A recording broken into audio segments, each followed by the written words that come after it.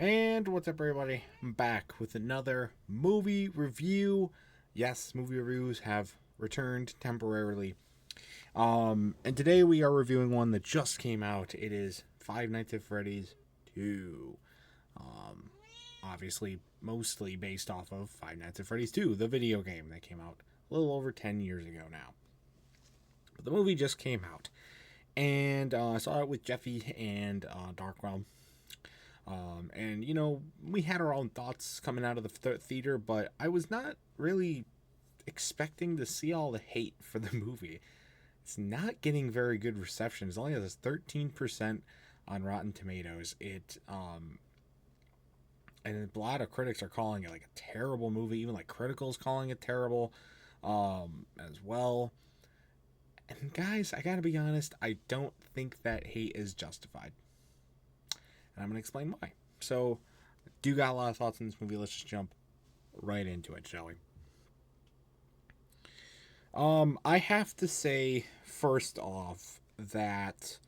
Well, let's talk about what I think is really good about this movie. Because I think there is actually quite a lot to like about this movie, believe it or not.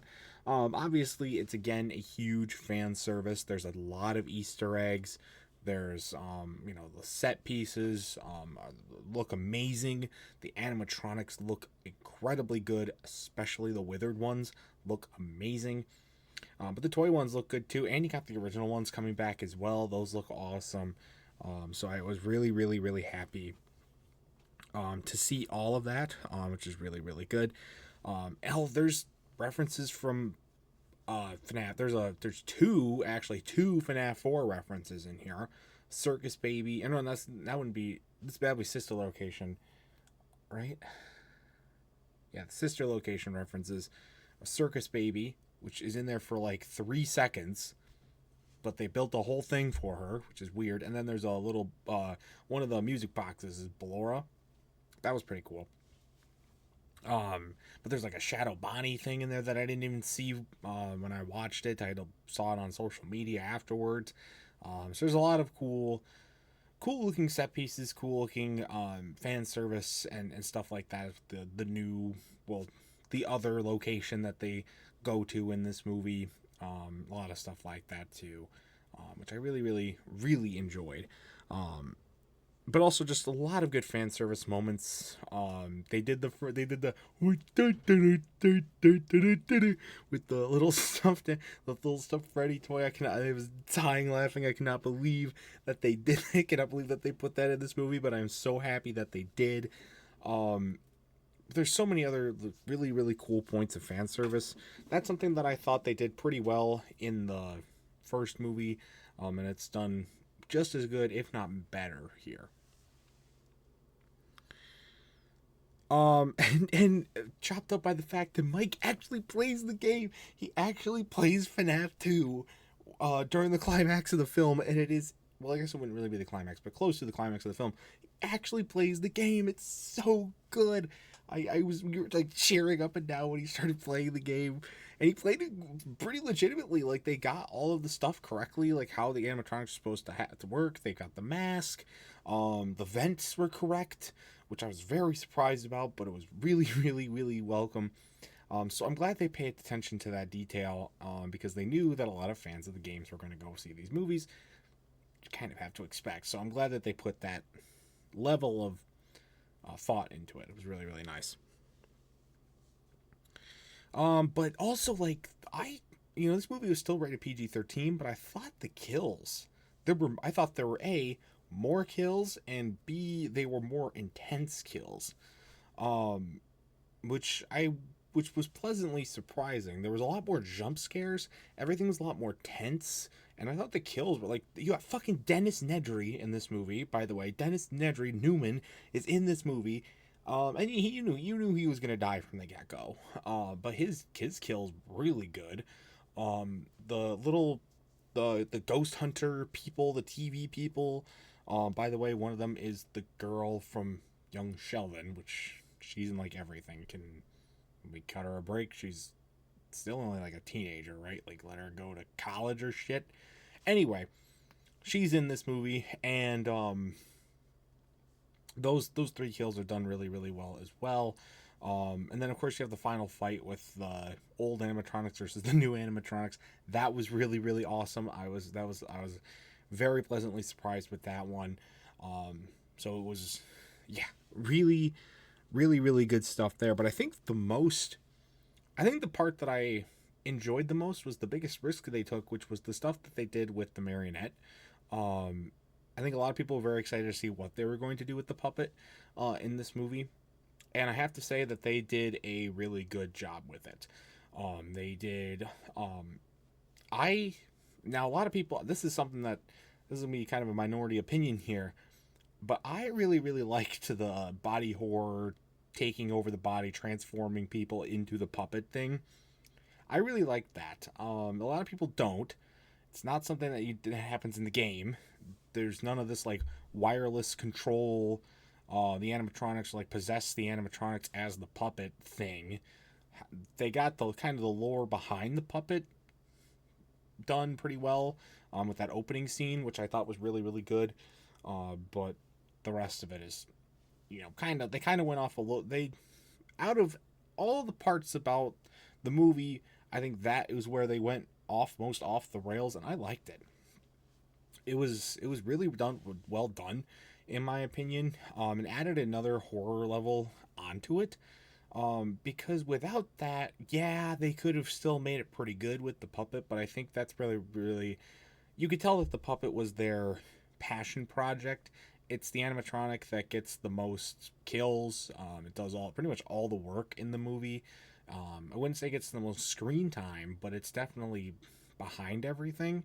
And so they really wanted to make that work. And, it's a big risk to do that, to go out on a limb like that and mess up, especially the animatronic as important as the puppet. But I think they did a really good job with it. So, but that's the things that I liked about the film. Now, I will say that this movie's not perfect by any means. There are a couple of things that I did not like about the film. The first thing is that the dialogue is not great. Let's just say that. There's very few new characters. They also give the animatronics voice lines now, well, the new ones, headlined by Megan Fox as Toy Chica. And she did fine, actually. She did pretty good as Toy Chica. She definitely got the most lines. I mean, I don't even know if Toy Freddy spoke. Toy Bonnie gets like 2 lines. The puppet is obviously just being voiced by whoever they're possessing, and the Mangle just roared. Didn't have any actual voice lines or anything like that. So it's fine. But then, like, as far as like human characters go, there weren't really many. I mean, Mike and Vanessa are there. The Abby girl is there. I mean, I guess, yeah, you get the Mike, or you get the Michael Afton is there, I guess. And he's barely in it. He's only there like a couple of scenes. And you have like some side characters too that, either get killed or just make a couple of lines. But nothing really added onto the main cast at all, which I thought was fine.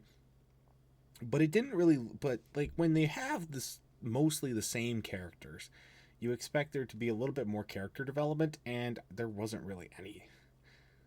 Mike Schmidt and Abby Schmidt, I mean, they rehashed a lot of the same stuff from the first movie. There was almost zero character growth for either of them. The only one that really gets any chance at character growth is Vanessa. They focus a lot more on her and her past with the pizza location, with the FNAF stuff, and with her dad and whatnot and everything like that. But I thought we did a pretty good job at kind of closing the book on that in the first movie, so why are they spending so much of this movie going into it? I don't know.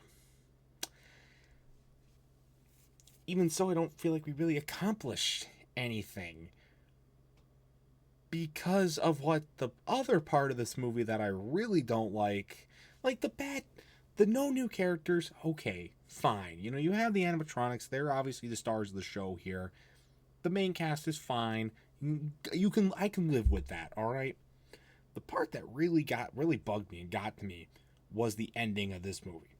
This I I did not think that there'd be another movie that would rival the ending of No Way Home for the worst movie ending I've ever seen. Ladies and gentlemen, not even a year after I've seen that movie, we're really 7 months, not even 7 months, we have a new contender, and it's FNAF 2. What the fuck was that ending? Like, we were getting up to that ending, and I knew the runtime of the movie going in because I looked it up. And I was like checking my watch, and I'm like, we were getting close to the end of the movie. I'm like, this cannot be the finish of the movie, right? Like, I still thought we had like another half hour to go, maybe 20 minutes at least. But then they do the whole final fight. Mike just like shits on Vanessa for what fucking reason? And he does that, and then they leave Vanessa at Mike's house. Okay. And I'm like, okay, so is she gonna go like hunting down and talk to him? Like, or are we gonna get like something about Mike and Abby being captured? Like, what the fuck's gonna happen here? And then the puppet comes back out and possesses Vanessa. And that's it. What a terrible cliffhanger to leave off on. There's and this is gonna be hard to explain, but there's a way to pull off a cliffhanger. This is not it. This is not it at all. I take it as almost like the ending of The Sopranos. It was like that. Cutting like that as that abrupt of a cut. But worse, I think, even. Like, it was... Because you get to the end of the movie and you're like, what did we really accomplish here? The animatronics just dicked around, killed a couple people, and broke a bunch of stuff, and then they killed themselves, and now we have a pissed off guy with a pissed off daughter, and now we got a pissed off sister, and then we have a pissed off, and then we have this girl who's confused, getting possessed by the only living animatronic still. What the hell did we fucking accomplish here? Like, it really just felt like a whole lot of nothing at the end of the movie. That's where I really think, like, to fix the, like, dialogue stuff, like, the dialogue was fucking terrible, okay? The dialogue between Mike and Vanessa was fucking cringe. The girl is pissed off. The sister is pissed. Abby's pissed off for almost zero fucking reason. Mike has no substance to him as a character in this movie. And then the only potential interesting character, Mike Lafton, is in the movie again for 2 scenes. So, what the fuck? I really do think this movie could have benefited, like, it's... So, with, if you cut the credits, it's a little over an hour and a half long movie. So, not very long. I think you could have brought that runtime up to 2 hours. I think that would have sufficed. And usually I'm not one to advocate for longer runtimes, but here I think it was really necessary. Like, there was so much that they were trying to pack in here, and it just didn't work. I mean, I will not lie. One of the big critics of this movie is the pacing of it, and saying, oh, it took forever to get going. It did take a while for things to really get going. I didn't think it was that bad. I thought there was some establishing stuff that we needed to do. Yeah, you probably could have cut out some of the stuff with William Afton, because we already had that in the first movie. But I thought for the most part it was fine. It's just not... It's just a lot of unfinished plot points. And now they're definitely doing a third movie because of the end credits scene. And then the voice line at the end. So now you have a... Now... This third movie, I'm really actually kind of excited for the third movie, but it's going to be fucked up because you have them trying to follow the third game, how it goes with the source material, and now this plot line that you have to address. Like, if you don't address it, you're going to get shit on 6 Ways to Sunday. Fuck any future films that you're gonna fucking do. So you kind of have to address it. Now it's going to conflict with this completely other plot that they're not going to mix well at all. They're not going to mix well at all. So what was the point of that? Wouldn't it have been better just to take maybe another 20 to 30 minutes and just hash out a couple of things, end it off on a more simple note, so then you could go into the third movie to better go off the source material? Whatever. It was a very baffling ending and left on a very sour note because this movie really is actually pretty good. Hell, I mean, I'd probably give it like a 7 out of 10. I was expecting closer to a 4 or 5, to be honest, but I'll give it a 7. But with a better ending, probably could have pushed it up to an 8. Honestly, like the kills are really good. It's much better horror aspect. A lot of fan service. It's a good movie. Like, I really did enjoy it. Man, that ending just really left me off on a sour note. But that's just my thoughts. And I know my thoughts, even with that, are kind of still in the minority. So, I want to know your guys' thoughts. What do you think of this movie? Have you seen it? What do you think of all the fan references? Did you understand a lot of them? What do you think of the ending? Are you excited for a third movie? We're getting one. They told us pretty much straight up in the end credits scene that we're getting one. So let's just have to be patient, I guess. Anyways, guys, that's going to do it for this review. Stay tuned for much more amazing content, including more movie reviews and other awesome stuff. And until next time, see you guys later. Goodbye.